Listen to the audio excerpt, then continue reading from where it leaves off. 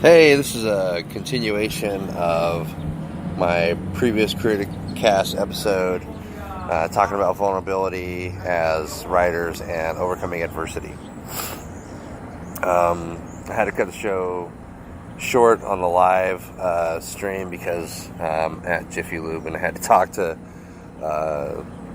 those who are doing the oil change on my car.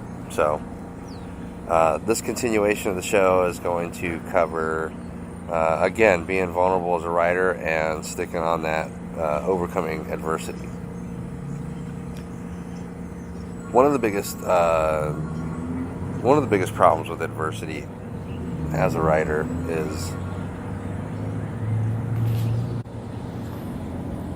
is overcoming small setbacks.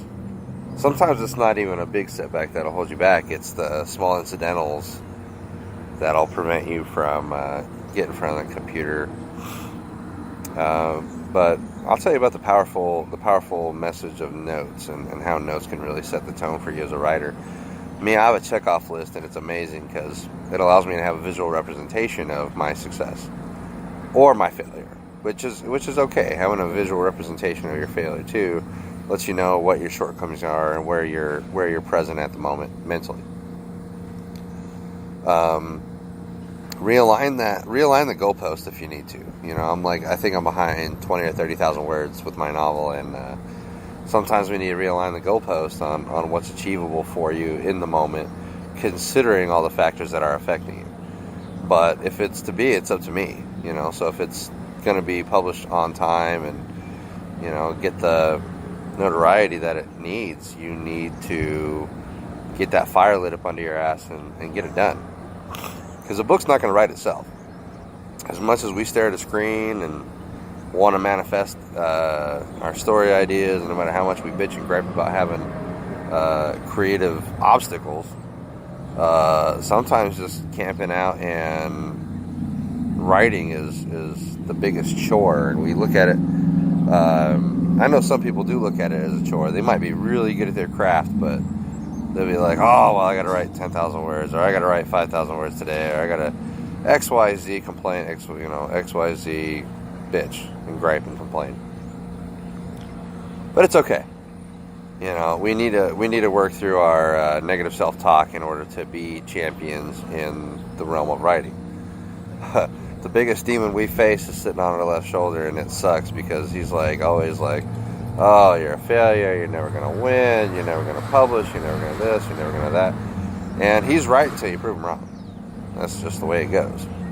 So sometimes we need to camp out in our offices and camp out in our, wherever it is you do your writing. I mean, setting up your writing room is always an appropriate thing. I mean, that's something I learned in college, is set up your environment to be your most creative person. And that environment, to me, is a certain level of distraction mixed in with a certain level of research and appropriate music and things like that. As long as I have some sort of background noise, for some reason, I always end up doing my best work. And I also do my best work in the evening. You know, when I have my twin brothers, my springboard. And this is why I'm gonna add him as an author to my book, is because so many great ideas come from his brain, not mine. And having a dialogue with my brother reinvigorates my creative juices, so to speak. So sometimes we just need a soundboard, somebody to really bounce ideas off of, kind of like a writer's room. You know, we see that a lot in, like DC writers for the television shows, Green Arrow and whatnot. They literally have writing rooms where a group of writers get together and they talk about how they're going to construct some episodes and how the dialogue is going to work, the costuming and all that. So if you need a writer's room or a springboard or a feedback for your creative genius, take your most creative person you know, or take that honest ear and have them read your work, have them give you feedback, have them, join a writing circle if you need to, and have that really positive feedback. And I talked before about the ability that you can have after good feedback and giving good feedback to writers. I mean, if you just tell a writer, oh, I thought it was good, and you don't tell them why, or tell him or her why it was good, that's not valuable. Tell them what worked. Was it the dialogue that worked for me? Was it more of the setting? They may not know the mechanics, but they can tell you that it was, they could, like, if they're telling you information, like, they could really see or envision what you're telling them, then acknowledge the fact that as a writer, what you're describing and the details you're using are hitting home. Okay? That's valuable feedback. They may not articulate it the way you want to hear it, but that is valuable feedback. Or if they said, I couldn't really get into it because of XYZ, well, understand that not everybody gets into the genre of writing, or maybe you need to work on your delivery or your cadence, or something about your writing wasn't clicking for them, and that's okay. The best rejection letters I get are the ones that give me feedback. Like, I got a lot of rejection on my story, my first day of school, and a lot of the rejection commentary was, oh, your character's too damn smart, or we're not sure we understand what the story says because it's written at such a high level. That was great feedback for me. That lets them know, like, hey, the way I'm wording things is off-putting. So if I turn around and rewrite it so that people can understand what I'm getting at in better terms, then that's what I needed to do. And that's what I did, which ultimately got me to get that story published. So that feedback right there was, like, monumental to my craft and the way I was storytelling. So that's the kind of feedback. And then, of course, I've had feedback for a long time that I tense jump. I don't know why I do this. My brain does this. I go from writing in third person to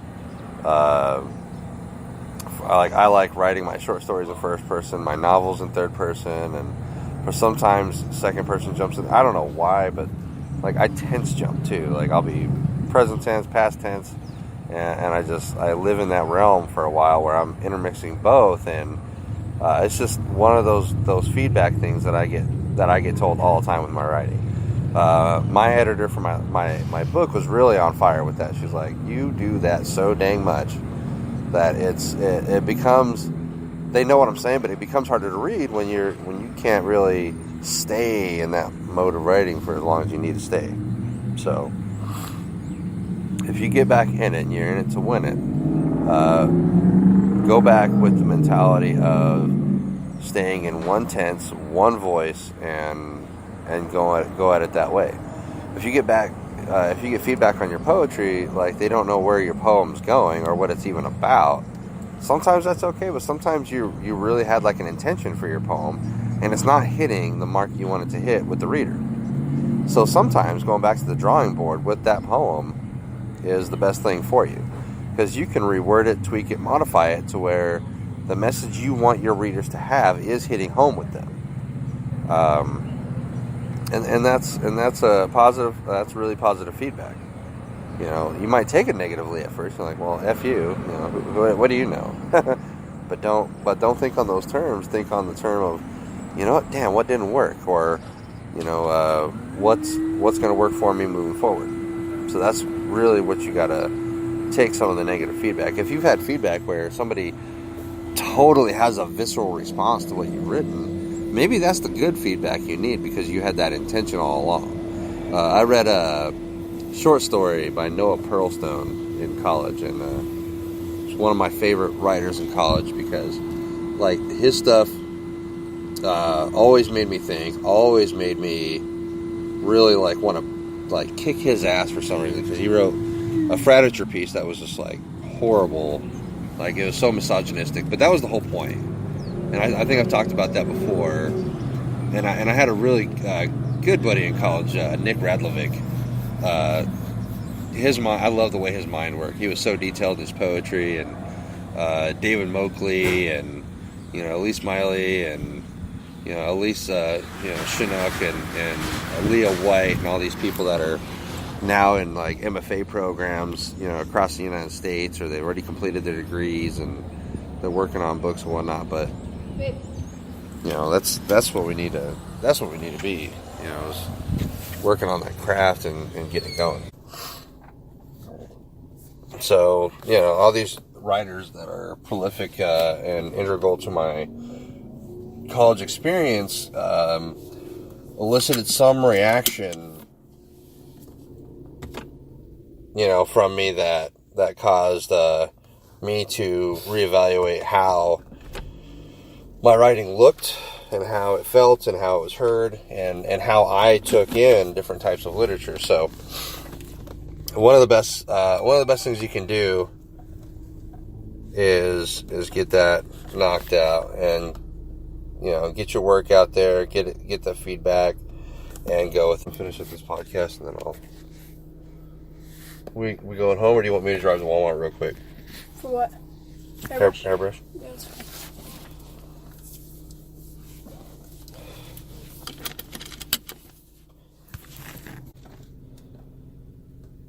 So be conscientious of how your own reading experiences and have your own writing experiences and where you've done a lot of your writing and who your audience is, and then really understand kind of where you're at, So if your writing experiences are limited to having your family members read your work, they may have an implicit bias. Whereas if you get your work really workshopped in a larger setting like college or like a writer's group, you're going to have published authors and those who have their work out there and have been in bigger venues checking out your work and giving you that valuable feedback. So, just be conscientious of that. I loved my college experience for that reason, is I got real writers, those who have gone on to get law degrees and those who have gone on to do big things in the writing community, that have changed the landscape of how I write and have changed my my craft to the point where I'm sharpening my tools and tightening the nuts and bolts on my own creative flaws. So one of the big indicators that you're a product of your own defeat is when you recognize how you are received by people that aren't in your immediate circle. And if they're not in your immediate circle and you receive negative feedback and if you don't handle that well, then yeah, that's going to be something that's should give you a big indicator on what others are seeing in your writing and what others are experiencing of you in that creative moment. So just be conscientious of that. Don't write yourself into a corner, and don't think you're a failure just because you've had a rejection letter. Like I said, I have a stack of them that could reach from the floor to the ceiling. So, really impress upon yourself that you're just at an earlier stage in the development of your own writing. And understand that what you're experiencing right now may be the first breakthroughs you need as a creator. When you're building universes and you're building whole landscapes and worlds for people to live in,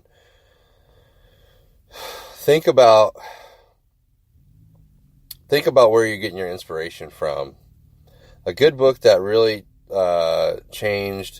was a big game changer for me in school was A Hero with 1,000 Faces by Joseph Campbell. I really got to understand the archetype of the hero with his work. And not just the archetype of the hero, but the inverse, the archetype of the anti-hero, the archetype of the villain, and the ways that people experience stories through the mythology, the world around us that we've already experienced and followed and created. So that's how I'm going to end the show. I really don't want to make it any longer, in the sense that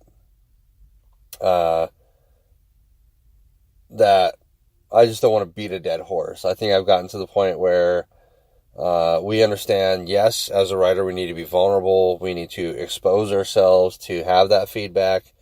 But we also need to check ourselves on what are limiting beliefs of ourselves, which, if you don't have value and belief in your own writing, you're stopping yourself short. Okay? Don't let rejection letters dictate your future as a writer. Don't let rejection from those who are of high standing prevent you from getting over the next hurdle in your writing development. That's where we need to be. That's where we need to live in. We need to live in the vulnerability. We need to acknowledge what our blocks are, and we also have to understand that, yes, life does get in the way. If your book takes 2 years to publish, then that's what it was meant to be. If your book takes 5 years to publish, then that's what it was meant to be. If it takes a year, 10 days, or whatever the heck it takes to get your work out there and to really catch up on your writing and finally get after it, then the experiences that led up to it are what needed to happen in order for you to get to that echelon. So don't think the tragedy that's going on in your life right now isn't going to indirectly or directly affect your ability to write. You have to acknowledge it and still move forward. In fact, if you had a recent death in your family, or you've had some sort of circumstance that's really knocked you 120% off kilter, explore those feelings on the blank page or in notes. And the valuable of taking notes is monumental. A lot of people have cell phones with them. My Samsung Notes has a grip of story ideas, story arcs, poetry, like poem concepts and challenges for myself. So, utilize the tools that you have. I think some people now have Microsoft Word downloaded as an app on their phone. So if getting in front of the computer is a problem for you, write short things on your phone. And read for the love of all that's holy. Read other authors, read what's out there right now. Get into the classics. Reinvent yourself with maybe a new genre. You never know how it's going to go. But give it a chance. Sometimes you really can't judge books by their cover. Because some books that have had shitty covers have been monumental to the development of me as a writer. So, get after it.